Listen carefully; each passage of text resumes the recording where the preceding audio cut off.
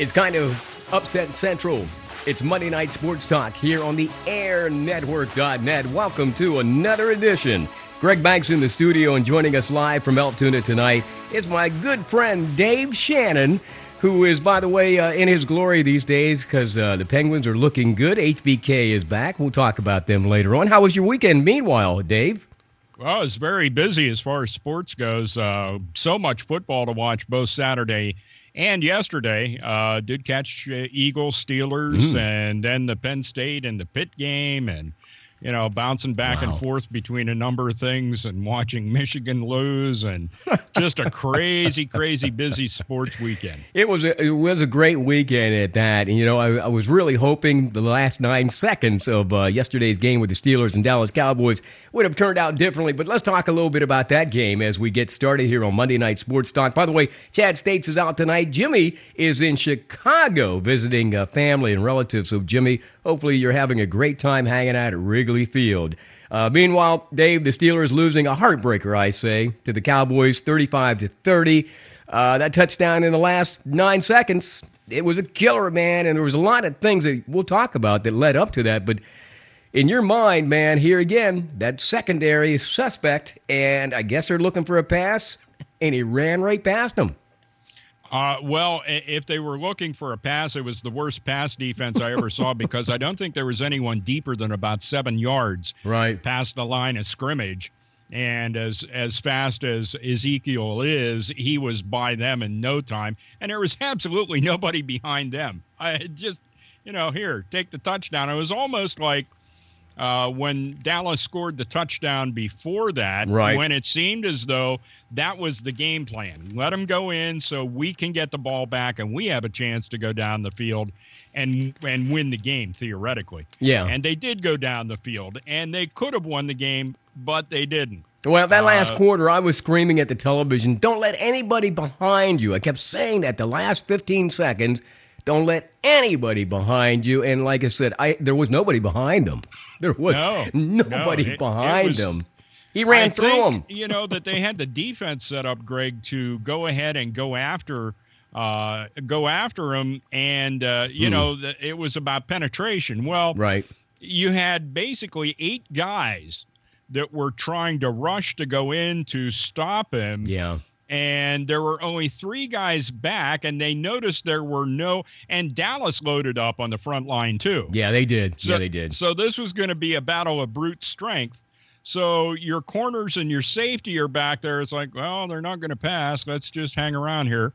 And before they knew it, he was by them and gone. Yeah, you got to give it to Dallas, though, man. When you look at the makeup of that team on the offense and then that defensive line yesterday, they gave Ben all he could ask for and more. And last night, at that 9-second mark of that game, came down. I mean, it was so pivotal. You could seriously see why they're one of the top-rated teams in the NFL, if not the NFC. Of course, there's some debate about them and Seattle now. We'll talk about that a little bit later on. But let's talk a little bit about our defense here again. There was obviously Dak Prescott having one of his best days probably in his rookie career. Ezekiel Elliott, of course, one of his best running games. And again, we had some guys that basically had some highlights in the defense early on in that game. But again, that secondary, it's just god-awful, man. And I don't know what to say. William Gay, I mean, it seems like our corners are soft. That's my problem. Yeah, there's and there are ways to combat that. And I think what we get down to now at this point is the abilities of the defensive coordinator, Keith Butler. Mm-hmm. And I have talked negatively about him already on the program here on a couple of Monday nights. And now I'm just totally, this guy just does not seem to know what he's doing. I did see one game where the Steelers went in at halftime, came back out, and he adjusted the defense perfectly for what they needed for the second half. But I have not seen him come in with a good game plan. not be able to adjust within the game itself. Right. And not even make any good adjustments at halftime. Hey, you have to admit, though, Dallas came in with a pretty good game plan.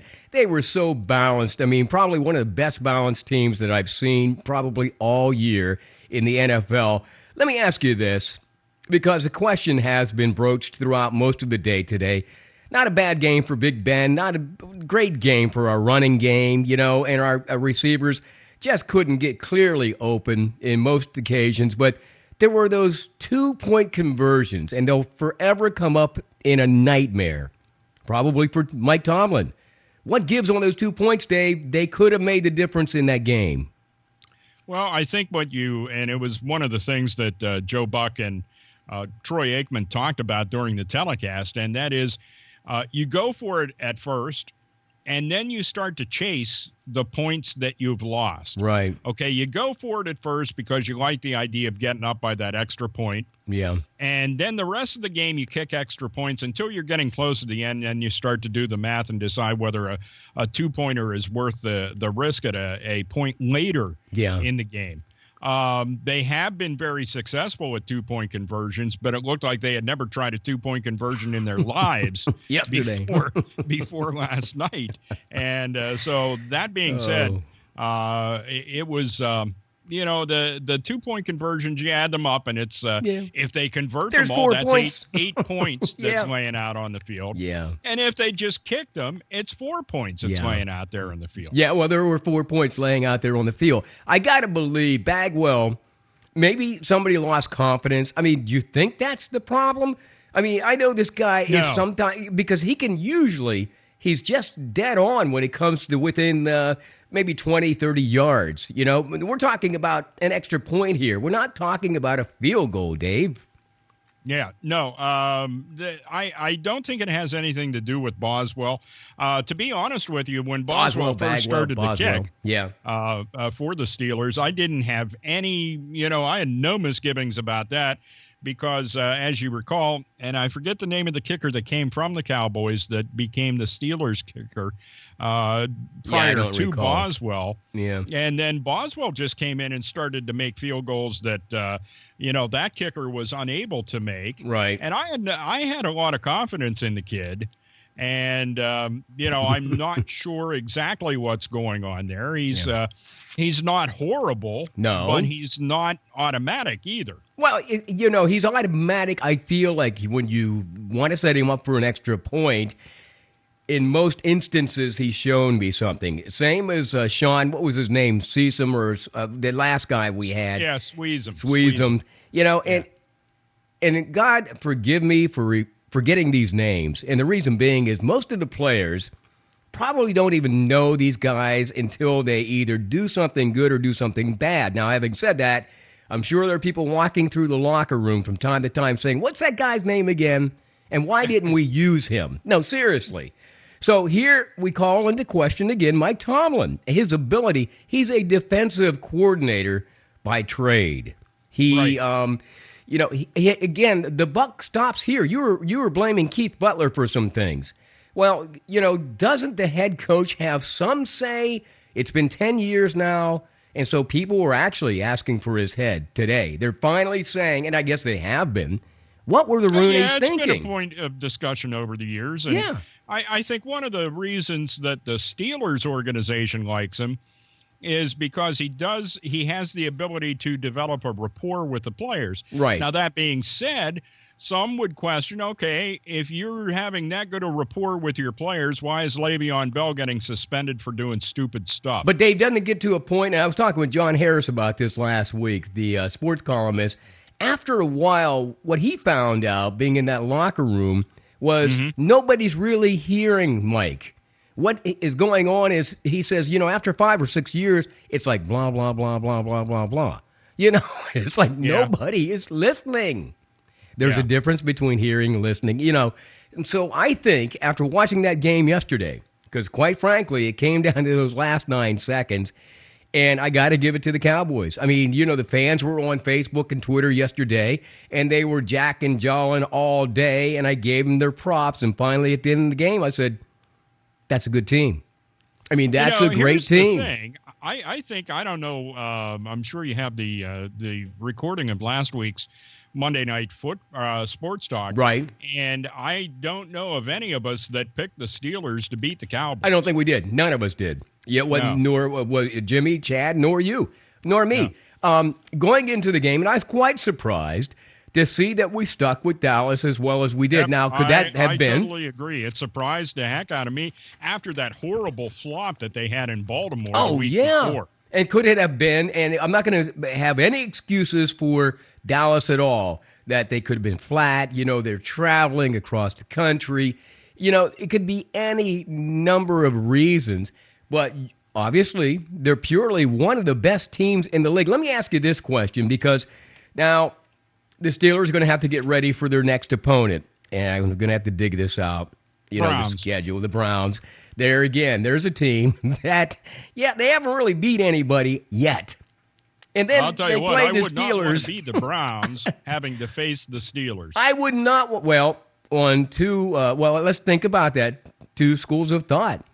I would not want to be the Steelers having to face the Browns and then to be down by, let's say 4 points. I don't want to see that happening anyhow. But Monday Night Sports Talk, Greg Banks in the studio, Dave Shannon live in Altoona, talking about that horrible loss that the Steelers suffered at the hands of the Dallas Cowboys yesterday, 35-30. Dak Prescott, man, pretty impressive, and Ezekiel Elliott, both of them rookies, Dave. Could one of them become MVP? I mean, serious, or Rookie of the Year? Well, I think Elliott is eligible for a number of awards. Yeah. I'm going to be curious to see what happens, whether Dak has a really bad game and the Romo thing comes up again, or if he continues, because I think it was Jerry Jones that tweeted something out after the game yesterday. Jerry Jones made an announcement today, but go ahead and I'll tell you what his announcement was. Yeah, it basically was the idea that, the Dak Prescott has the hot hand, and we're sticking with the hot hand. And finally, he comes to that general consensus after 8 or 9 weeks, when people have been saying all along, how hot does this guy's hand have to be? Did you see some things yesterday when you watched this guy? Obviously confident. I mean, he was cool, collected. I mean, he just looks like a veteran who's been there before. Even when he makes a touchdown in the past, I've seen him hand the ball off. No great excitement. It's just another day at the office. Well, here's the deal. They showed a shot of Tony Romo mouthing something, and it looked like he said to me, and I don't know because I saw it a couple of times, Dak's team. I don't know if he said this is Dak's team after Dak scored a touchdown, or he might have said this is Zeke's team. But it looked to me like Tony is on his way out. Jerry Jones even alluded to the fact today that he's going to hang with Dak Prescott. What happens to Tony Romo now, Dave? Trade bait? I think he'll stay. I'm not exactly sure what his contract situation is with the Cowboys, but I think he will stay there. Mm-hmm. And I'll tell you what, if he's going to come out and he's going to basically, whether you can read lips or not, and he's saying it's Dak's team, I got to tip my cap to him, because it's like, he could be a primp, and screaming and yelling. It's like it's my job, and he just happens to have it. Yeah. And no, he's a team guy, and he's saying, this is the guy that we want in there because it's his team. Didn't that same thing happen in New England, though, years ago with Bledsoe and Brady? And Brady. And then think about Rodgers and Favre. I mean, it's not like it's the first time a cat gets a hot hand and you know what, he moves on to become your number one quarterback. I mean, it just happens in the NFL. And when you look at the age differences in these guys and you look at the maturity factor in this quarterback, you got to believe, man, listen, I think the guy went, in the 3rd or 4th round, and we were looking at trying to get linemen, the Steelers, saying we're trying to get help in the defense, and we overlooked this guy. Although I understand in talking with Ike Taylor that they just kept saying, well, if he's still there. Well, he wasn't still there.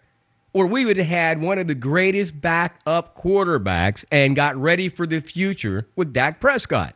So, I'm gonna toot the guy's horn. I don't have to. He does a hell of a job. But that was one hell of a game. The only thing that I saw that, and to be honest with you, Ben was doing the same thing a couple of times yesterday, and that's throwing behind the receiver, guy on a slant pattern, and he's throwing behind him. He's lost a little something in his arm, and I think a lot of that could be with his injuries. You never know. He may, but Dak did that as well. That's what I'm getting at. Dak does that. He threw a couple that were too tall. This is part of the game. But you got to the play that maybe most impressed me was there's the Steelers are on a blitz. He's back in the pocket, and he sees that. Was it Shazier going after him? Oh no, okay, yeah, I'm not sure who that was. I forget, but anyway, he's streaking down the sideline. What a frickin' pass! Yeah, I mean, he led him perfectly. He catches it in stride. And he's in the end zone, and there isn't a dang thing that's when he can do about it. He hit Des Bryant on the run, I think it was, in that one. That's who it was, and Des Bryant. When you think of all down those, the left sideline, if that doesn't tell you the whole story about Dak Prescott, you don't know football. Because for somebody to be having a guy in his face and having, I think he had Harrison just within a foot or two of him.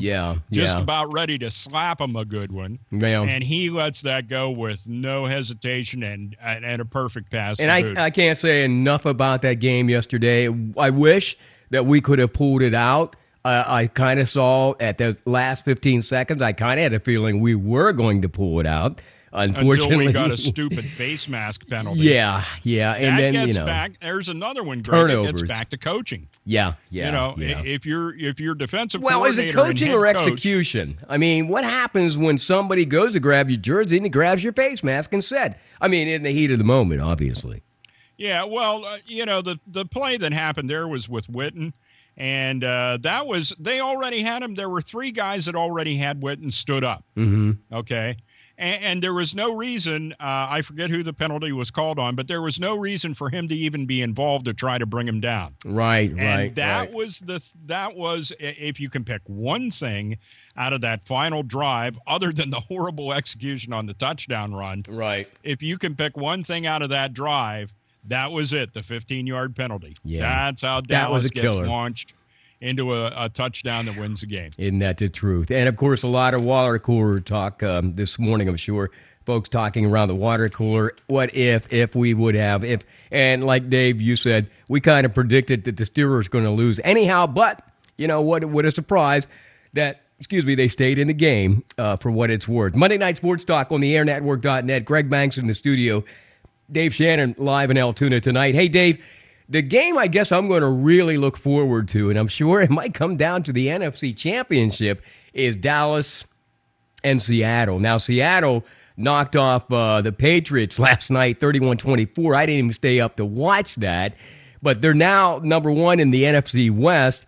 That whole connection between Dallas and Seattle might just happen because even though we know that the Patriots will end up in the AFC Championship, who do you think wins that one between Seattle and Dallas? Seriously. It depends on who has home field, which right now would be Dallas. Yeah. And if Dallas has home field, I think that game, the edge that they have, once again, would go to the quarterback, and you'd have to say Wilson would have the edge because of the amount of games playoff games that he's played. Yeah. And it would be Prescott's first playoff game. Okay. But I would tend to side on the Dallas. I would think Prescott, he does seem to be one cool customer. I give him that. Very cool. And the fact that they're young, I mean, their whole team, their line consists of rookies. Their backfield consisting of rookies. Then you have the veterans who haven't been there real long, like Des Bryant. I mean, I got to believe that is going to be one hell of a showdown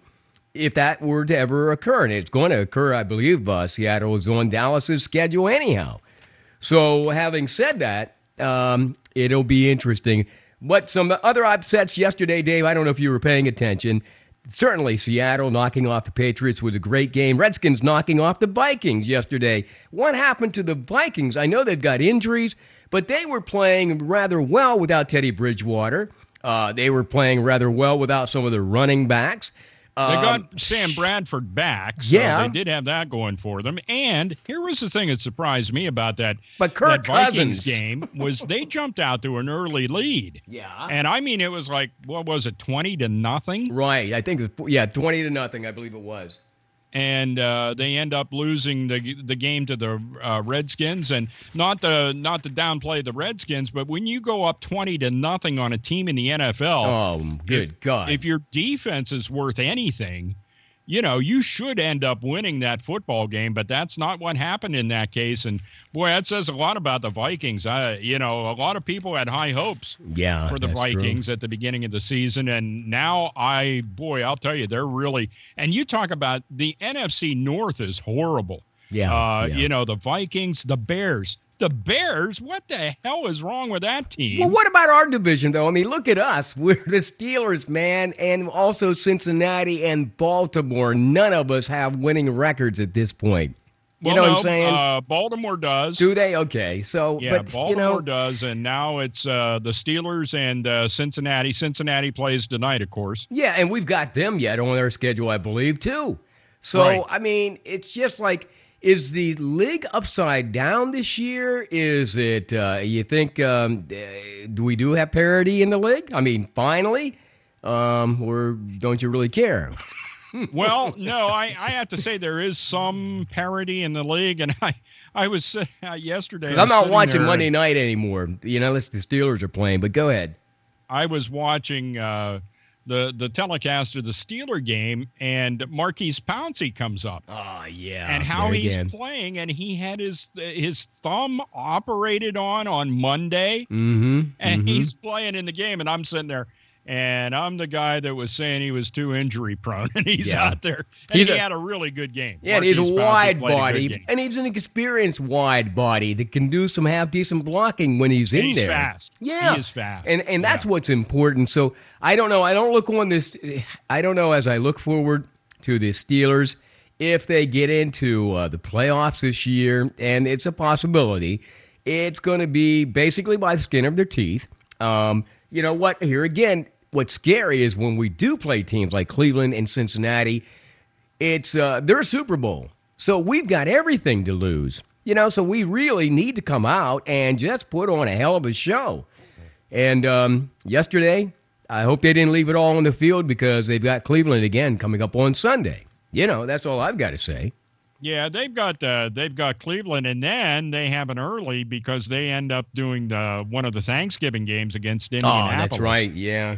So they got a quick turnaround after that. So you can lick your wounds all you want, but you better be ready to fly here over the next week and a half. Dave, a couple of things before we wrap things up and go into another segment here regarding the NFL. A couple of things. The one show that I watched on ESPN last week, Outside the Lines. Talking about the reason why these guys are using marijuana in the league. Now, follow me real quick, and then I'll let it go at that. They had a couple of former players on there saying 80% of the NFL players have to smoke some kind of weed or get some kind of relief because of all the medication they've got to take the next day just to heal the injuries. For instance, Vicodin, what they have to take, like the shots in order to play. I mean, the pain that they go through. So, for a fact, there are several states, and just recently, a couple more have legalized marijuana. 4 of them legalized recreational use. What happens to the NFL in that situation when society collides with, pro sports now? Where do we go from here?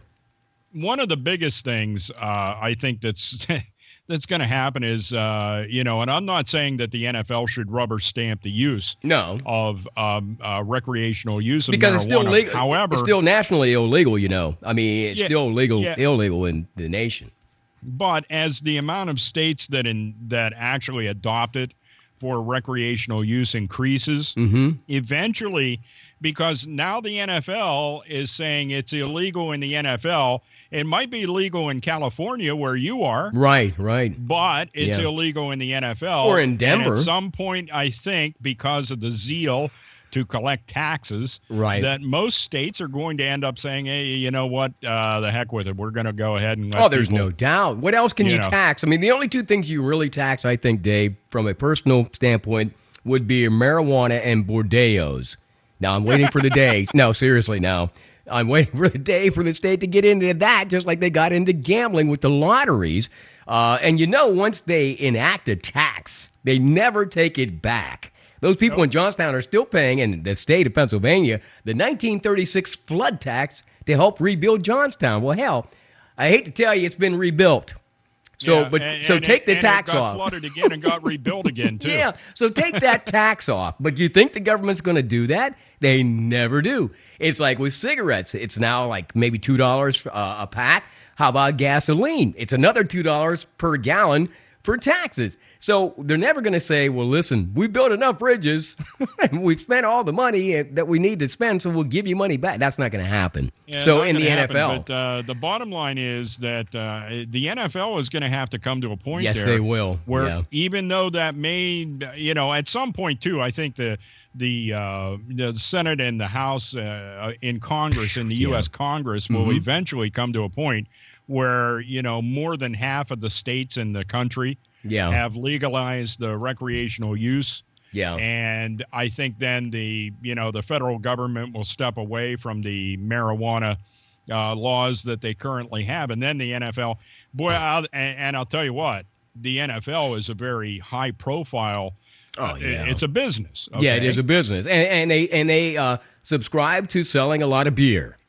You know what I mean? And now they have, how many guys have not been allowed to play? Yeah. Because that was a quote unquote banned substance. Right. And at some point, are they going to be able to go back to the NFL and say, hey, it's legal in the United States everywhere. Well, don't you owe us some money for taking those games away from us? There again, you're getting into another subject. We could talk about that, because if they legalize it nationally, just think of all the prisons you have to unload, because guys got picked up for nickel and dime bags and had to do that mandatory 5 to 10 years. Just think of that. Now, so, they're never going to. Stuff. Yeah, but, it's not going to happen. The marijuana use within the league, I think, at some 80%. point.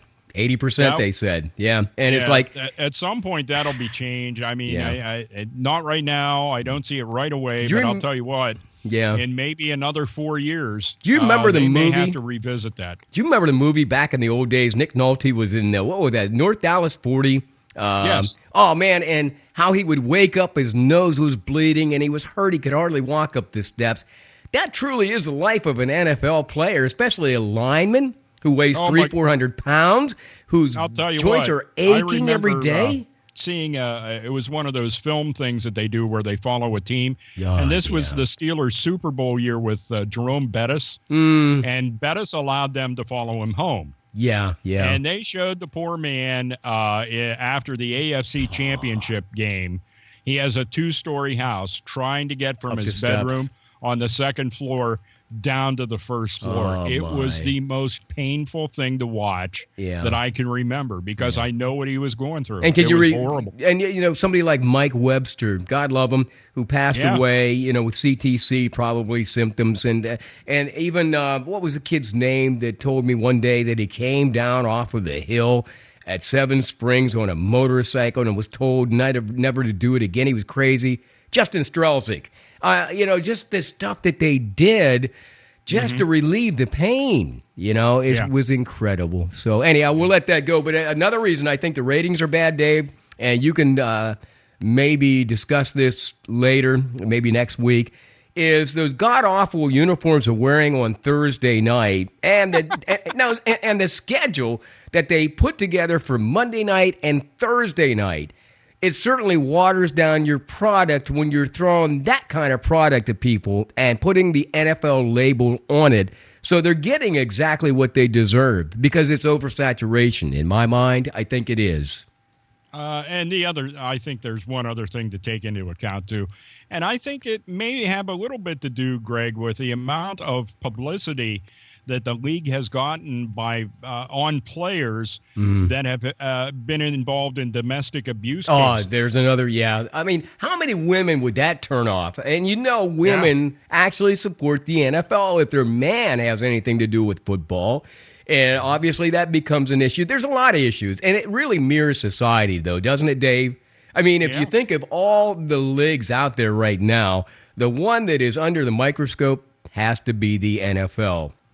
Mm-hmm. But, I'll keep watching it. I think it has a little bit to do, too. You were talking about, these guys have such a limited lifetime as an NFL player. Yeah. What was the average life of a lineman? Like 3 to 5 years, I think, in the league. Yeah, I think if you average the whole league out, it's something like 7, maybe. So those guys like Ben and Brady and those guys, I mean, they've been around for a long time. So, I mean, they actually made it above the average. Yeah, way above. Yeah, absolutely. Yeah, Ben Roethlisberger has. Yeah, and his day is coming, I do believe. Big Ben will have to say in the next couple of years, hey, I've had enough, So we'll see how that works out. By the way, how big must Ben Roethlisberger's hand be to do the things that he does, the pump fakes? Oh, yeah, and hold that ball. Have you ever seen his pump fakes are so real because his hand is so big around the football? And yesterday on the fake spike that led to the touchdown. Oh, the one he faked him out and then threw the touchdown. Yeah, man. That was nice. He threw that toward his hand and arm moved toward the ground.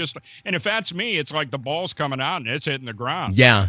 But he just pulls it right back up and flings a little pass out to Brown. And believe me, he's not using any kind of stickum or anything. I don't even think he has a glove on that hand, does he? No, he that's his bare hand. Yesterday he did use a glove on his left hand. Yeah. But his right hand was, just that's his hand, no stickum, no anything like that. And it's just like, how big does his hand have to be? Because I'll tell you what, when you're able to fake out the linebackers on the other team because they all stood up and it's like, okay, he spiked it. And it's like, no, he still has it. There's guys behind us.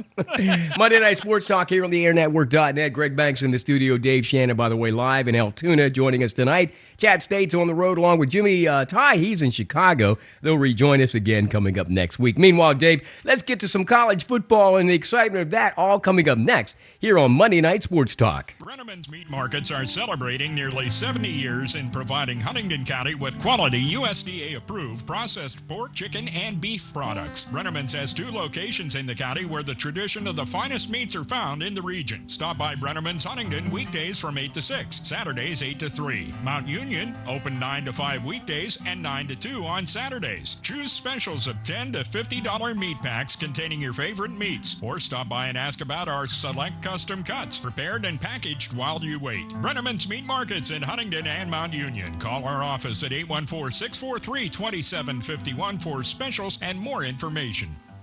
Grab the Big Kahuna, the 24 square cut pizza with your choice of one topping for only $19.99. Now at All American Pizza and Subs at 612 Washington Street, downtown Huntington. All American Pizza and Subs has delivery, and they're the home of great pizza, subs, salad, wings, and more for lunch, dinner, or a late night snack. Call All American Pizza and Subs right now at 643-0222. Closed Mondays. All American Pizza and Subs. Like us on Facebook. Pennsylvania Highlands Community College provides you the option to earn an associate degree, diploma, or certificate at an affordable cost. The Penn Highlands Huntington Center, located on Margie Drive in Huntington, offers degree programs in business management, criminal justice, liberal arts and sciences, and psychology. Are you ready to take the next step on your career path? Contact Penn Highlands Huntington at 814-643-6200 or visit Penn Highlands Community College online at pennhighlands.edu. Mel's Concrete in Huntington has over 20 years experience in providing you with quality concrete work.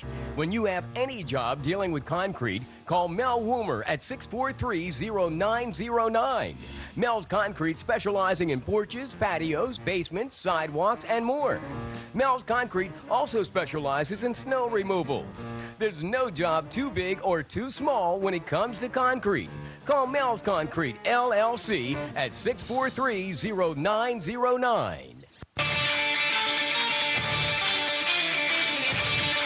It's Monday Night Sports Talk on the airnetwork.net. A little thing we've been doing for, well, several years every Monday night, although Dave Shannon and I started out doing this, what was it, Friday football or something like that, Dave, I think it was? Yeah, although it wasn't on Friday night, but we were always talking about football. So I believe it was on Thursday evenings, to be a matter of fact. But anyhow, here we are, Dave Shannon and I, back together again, sort of riding shotgun because Chad States and Jimmy Ty are out tonight, but they'll be back next Monday. At least we hope so. Hey, let's get to college football, Dave, real quick. Penn State, I was kind of interested in that Indiana game only because I thought it would just be a major blowout, but Indiana actually stuck with the Nittany Lions, and the Lions came out ahead 45-31. But having said that, McSorley, man, he is a dual threat, and they kind of shut down Barkley on Saturday, man. Yeah, well, it was a good thing they have somebody like Trace McSorley to go ahead and take up some of that slack. Wow. One of the things, though, that did happen, and I think I talked about this last week on the show or maybe 2 weeks ago, is my concern about the fact that Trace McSorley is a small guy. Mm-hmm. And he had a 290-pound defensive lineman roll up on his ankle, which was already bothering him. Right. And so it gets to a point where it's like, do you want to let the kid get, beat up like that? Or do you want to, do you want to win the game? At what cost? But who do we know who's the backup on that team? Because I got to be quite honest, McSorley is the only quarterback that comes to mind for Penn State right now. And I got to be quite honest, I think he's cut above the rest that I've seen the last few years, man. They do have a backup there because he did come in a couple of the games that they had handily had a big lead at the end of the game. However, that being said, and I'm going to say something here which may actually perturb some Penn State fans, but as I continue to watch Trace McSorley, there is a part of me that is beginning to remember Don't shoot me. Yeah, well, you're right. The first toilet paper my house. Don't do anything. Johnny Manziel. He's reminding me of Johnny Football. But he's not that flamboyant. Do you think he is? I don't see him throwing up like the money sign. He's a little flamboyant on the sidelines. Well, okay. He is a little bit of that. Yeah. But he's got a skill set that is, similar. And he's getting a full year under his belt now. Mm-hmm. And he could be the next Johnny Manziel, hopefully with a lot better attitude than what Manziel had. Yeah, a lot more common sense. I hope his folks aren't giving him BMWs and stuff. And I don't know the kid's background. I don't think that's going on. But listen, they contained Barkley to 60 yards. I mean, come on, man, 60 yards rushing on Saturday for Saquon Barkley, and not a good showing against a relatively weak team, at least in the Big Ten standards. I don't know. Was there a problem? And sometimes you do have problems, like you go fishing and you don't always catch fish, dude. Right. No, I think what went on there was a well-prepared Indiana defense. And Penn State maybe not being able to make as many moves as they needed to compensate for Indiana's approach defensively. Right. And that allowed Indiana to stay in the game. However, to the credit of Penn State, their strength and conditioning people that they have working with the football team, that game ended up with the score that it had because Penn State was so well-trained. In shape, too. They weren't out of gas at the end of that game, and Indiana was just flat out of gas. Yeah, they were. Yeah, you got to give them to that. And, the season continues on for Penn State, and I'm not sure exactly who they have coming up next, but Rutgers. I do know. Rutgers, well, you know what? And I'm not even going to say Rutgers is a pansy team, but I still question why they're in the Big Ten. And I know geographically it makes sense, but I would have probably thought over the years that maybe they could play in the Patriot League against Colgate and Bucknell and some of those schools and probably fare well. But what's your prediction on that Rutgers game coming up this weekend with Penn State? And does Penn State roll through the rest of the Big Ten? I think all they have is Rutgers and Michigan State left. So, the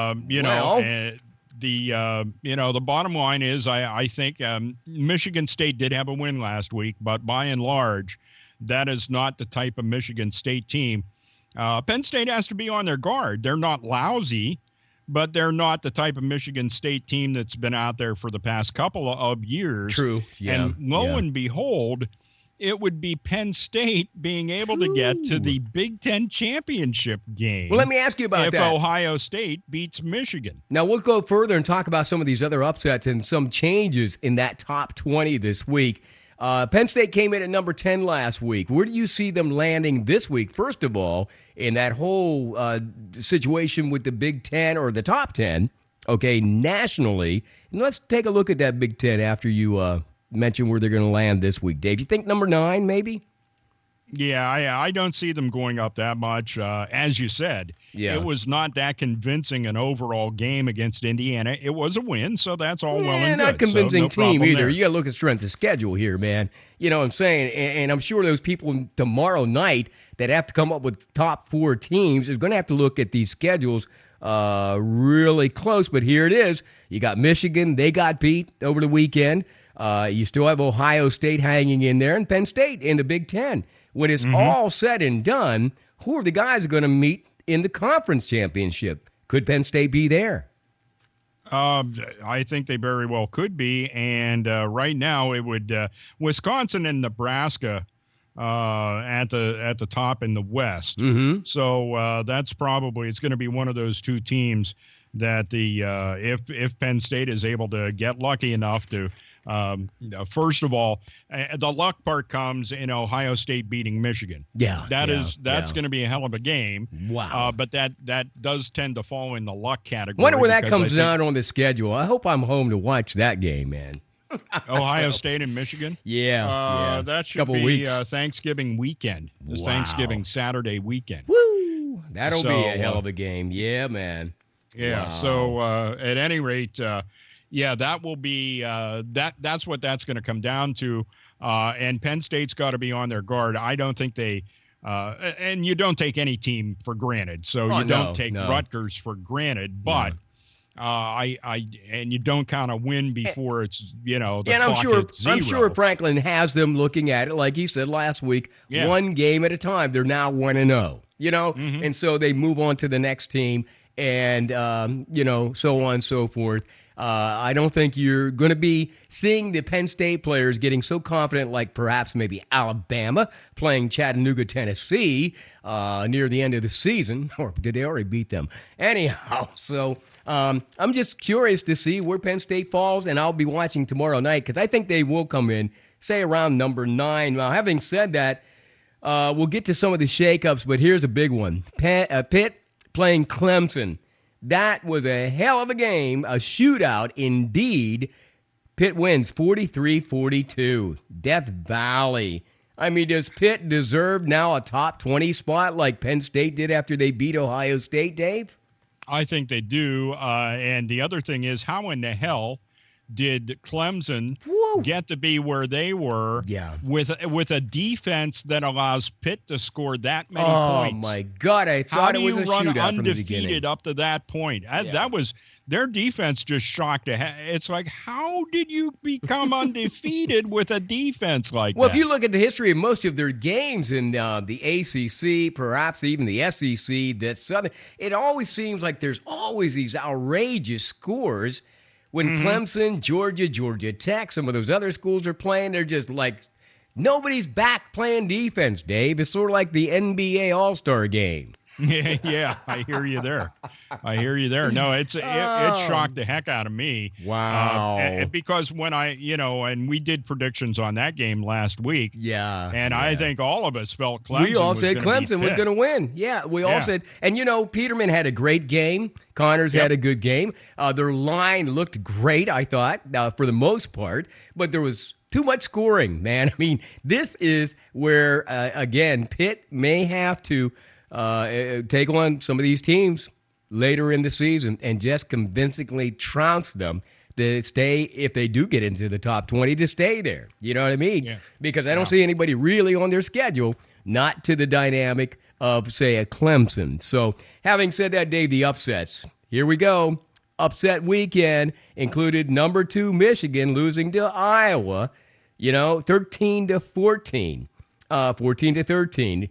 USC beating number 4 Washington, who I didn't watch Washington very much because they're on the West Coast. Washington loses that game 26-13. Then Ole Miss knocks off number 8 Texas A&M. Mm-hmm. And don't forget, unranked Georgia edged out Auburn, who was number 9. Yep. So there were some shake-ups, wake-ups. Who are you saying will be the top 4 this week? We know Alabama will be number 1, but who comes in? Yeah, that's about the only thing we can be sure of. You can be sure of that. Well, my top 4 this week include actually Alabama at 1, Louisville at number 2, Ohio State moving up to number 3, and I'm thinking, maybe I will put Michigan in there at number 4. I don't know. I mean, who else could you put up there? Well, you have Ohio State. I don't know. I mean, how do you think that's going to shake out this week, man? Clemson obviously is going to drop now because they lost to a team that wasn't even on the radar. Right. It's a toss-up, baby. Outside of Alabama, I'm not exactly sure where they're going to go.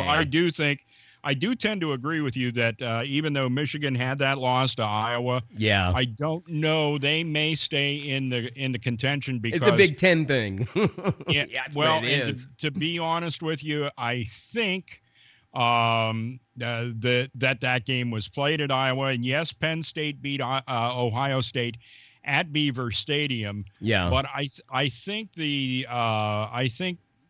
Michigan did show that their defense was there and ready to play. Right. It was just their offense never got on track against Iowa. Well, they never got on track either. And you got to remember that Wilton Spate, their quarterback, suffered a broken collarbone. That's what we found out today. So Huntington's John O'Korn, by the way, who played for Houston for a few years, now at Michigan as a backup, will start this weekend in Michigan's next game. So we wish John O'Korn of Huntington the best of luck. He'll be QBing Michigan, and who knows, maybe they'll win out the rest of their games. That might be something to maybe cheer about for Michigan. By the way, here is the AP top 20, top 5. Okay, who do you have?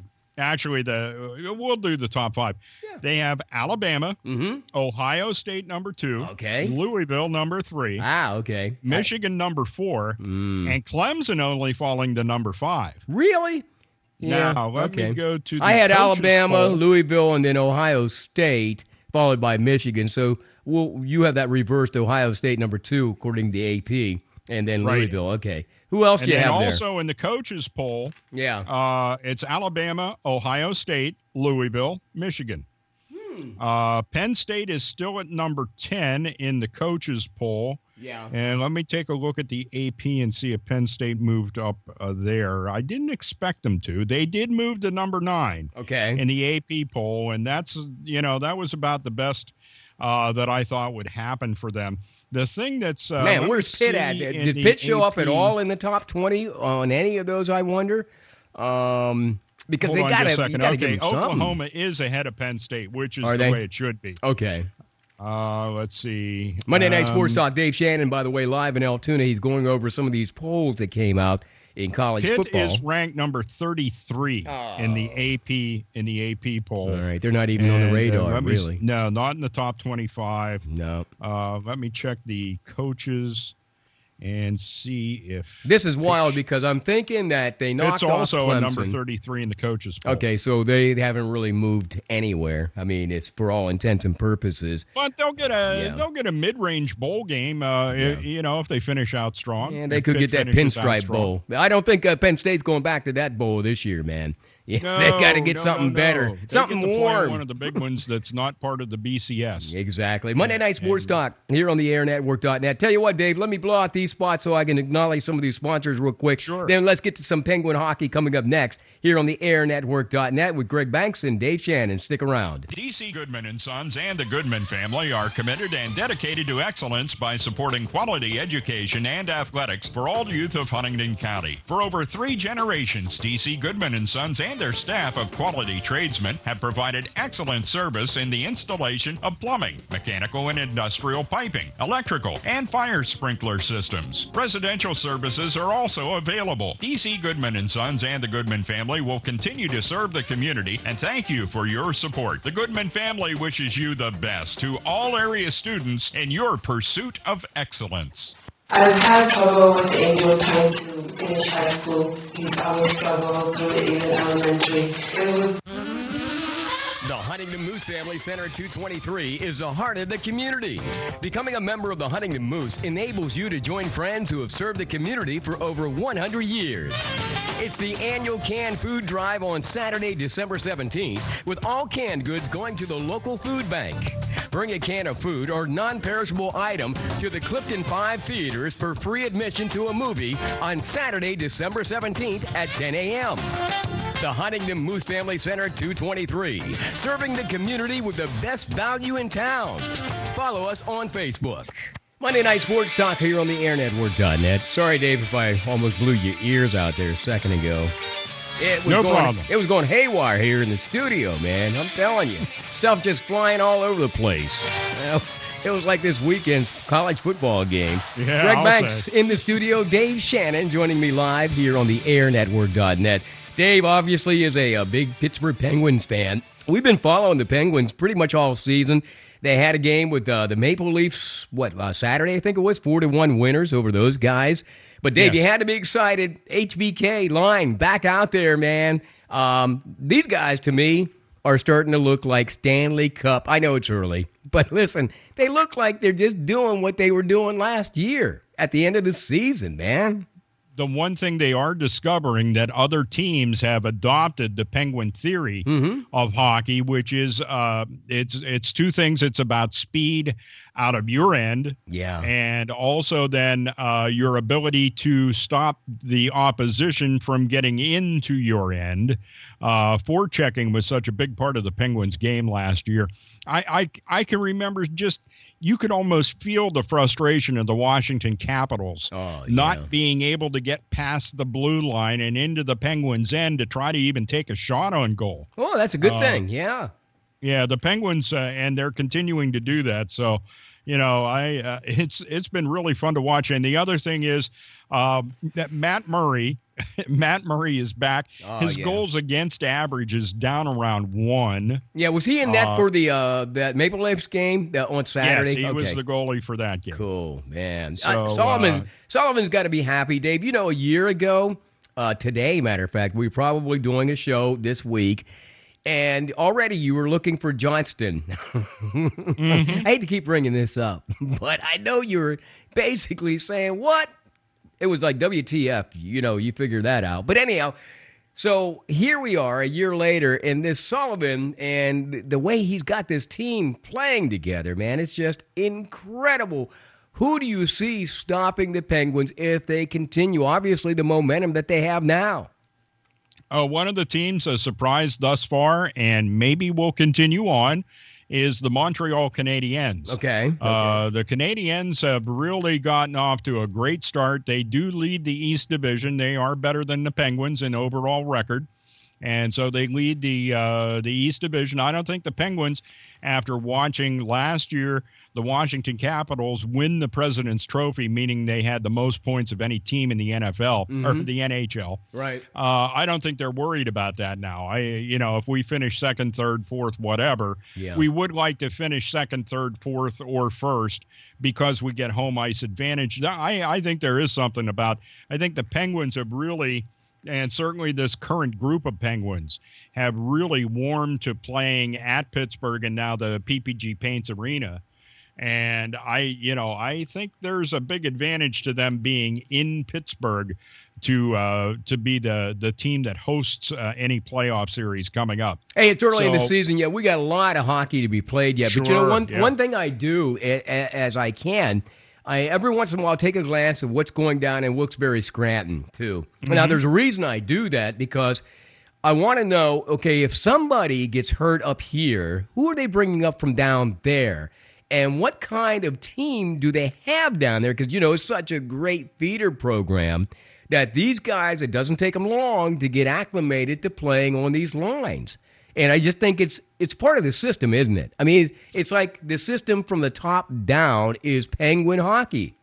Yeah, and part of it, if you want to look at it this way, look at high school football nowadays. And the fact that the head coach of the high school team actually has influence back into the middle schools or junior highs, and also even back to the elementary schools. Right. I mean, they like start to football groom them and get them ready at a very young age so that when they do get to high school, nothing is a surprise. Yeah. You know, this coach is of no surprise to them at all. And they're all pretty much using the same system, or at least the basics way down there. You know? Yeah, and the same thing is going on with the Penguins right now. I mean, they've got the same situation working in Scranton Wilkes-Barre as they do in Pittsburgh. By the way, the tip of the cap to the NHL Network, they showed the Penguins championship video last week. Okay. On Monday night, as a matter of fact, right after Monday Night Sports Talk. Oh, yeah, okay. And I was able to record it. Amazingly, I have no idea why the NHL did this. Last Monday, there were no NHL games. Right. And so was that because of Veterans Day, I think? No, wait a second. I'm trying to think. What? Maybe it was Veterans Day, huh? Yeah. No. Veterans Day was Friday. Friday. Okay. So yeah, that's right. I have no idea what that was all about, unless it had something to do with Canada's. But I don't know if Canada celebrates Veterans Day on a different day or not. It could have been but like the bottom line Christmas is they had no game scheduled, and fortunately for me, they ran the Penguins championship season video, which went back the whole way back into the season, and then the whole way through the playoffs. Yeah, a very good retrospective, which also included, the story of Johnson going and Sullivan coming. And they did have a number of pieces of video from Scranton Wilkes-Barre and some video that was shot at the arena where they play. And there's a gigantic sign where they go out of the locker room onto the ice, and it says the Pittsburgh Penguins. The road to the Pittsburgh Penguins goes through Scranton Wilkes-Barre. Yeah, something to that effect. Yeah, and that probably makes those guys even more confident because their next stop could actually be in Pittsburgh. Playing with the Penguins, the big boys. Hey, speaking of which, who do Penguins have coming up this week, Dave? As I know you try to stay on top of these schedules. Yeah, 3 games this week. On Wednesday, there'll be the NBCSN game when they travel to Washington to take on the Capitals. That is going to be a hard-fought game, you can be assured. Yep. And then they play at the Islanders on Friday, and then another game on Saturday. So they have back-to-backs. Okay. So you're at least going to see Matt Murray once. You may see Matt Murray twice and Marc-Andre Fleury once. I'm not sure how that may work, but yeah, that's what's coming up for the Pens this week. And I'm glad they're staying on the East Coast because I can at least watch the games. I don't watch those games on the West Coast. It's too late for me, man. You were going to say something, Dave? Go ahead. Yeah, well, something I wanted to throw in, Greg. CBSSports.com predicting Penn State will take on San Diego State in the Cotton Bowl on January 2nd. We'll take that, huh? And so that's where they're projecting Penn State will end up. Okay, speaking of Penn State, Dave, as we get ready to wrap up this edition of Monday Night Sports Talk, Penn State Wrestling is back posting 2 early season wins. One, obviously, profoundly against Army, blanked them. I believe that was on Friday. And then yesterday, they defeated number 8 Stanford at a packed Rec Hall. We often talk about the tradition of Rec Hall. And, I know that the gigantic arena over there houses a lot of concerts. We're talking about the Bryce Jordan Center, the basketball games. But I really think the Penn State wrestlers love wrestling in that very intimate kind of setting at Rec Hall when you're sitting on top of everybody and you're sitting right there on the mat. What do you think, huh? Wow. It is the most amazing thing. And tip of the cap to the Penn State women's volleyball team. Oh, there's another one. Talked me into going to a game up there. And they took on Nebraska, and they did lose to Nebraska. But it was amazing. I had not seen that many people in Rec Hall since the last dual meet that Penn State wrestled in Rec Hall, and it was great. It was packed. There were quite a few people from Nebraska that came to watch their ladies in that women's volleyball matchup as well. But it's always great to see some of those sports really draw big crowds. Especially like those volleyball, maybe field hockey or somebody else, even in soccer. But Chad States will be back with us hopefully next week. He can keep us posted on what's happening with Penn State Mat Men, as obviously Calvin Sanderson's men are destined to be, again, ranked at number 1 and national championships. Real quick, Dave, in the next minute, District 6 football in Single A BG continues to roll through perhaps another state championship tournament. They'll take on Northern Cambria at Portage on Friday night. By the way, and then Portage actually faces Homer Center on Saturday. I believe that game's somewhere at a different location. And then AA this year, Ligonier Valley facing Bishop McCourt. That's on Friday night at Mansion Park. That's for the district marbles, by the way. AAA Central, who we got beat by Huntington 27-6 on Friday night. They'll take on Juniata. That's Saturday at Mansion Park for all the AAA marbles. And if you're interested, Quad A has Johnstown. They defeated Clearfield for the district title, and now they move on to Williamsport to face Jersey Shore in the inner districts. The only other teams I can imagine that are still going to be in this, like the 6A teams, would be, 5A team would be Hollidaysburg, and 6A team, obviously State College, man. They are like gunning for perhaps some kind of mix-up in the state tournament. So that's all I can say. Best of luck to all those high school football players. We just wrapped up kind of a nice season, Dave. Huntington wrapped up their season at 6 games. 6-6, I think, was the final for them. So, we were always excited about doing those games over at Mansion Park. Oh, yeah, absolutely. That's a great time, and it's great to see the best in District 6 face off against each other. It was quite a reward, by the way. So best of luck to all the area and regional teams. Hey, Dave, thanks for joining me again on Monday Night Sports Talk, dude. Let's do it again next Monday, huh? Sounds good. Catch you then. All right. Thank you very much, Dave Shannon. Thank you for listening to Monday Night Sports Talk. We'll do it again next Monday night live here on the airnetwork.net.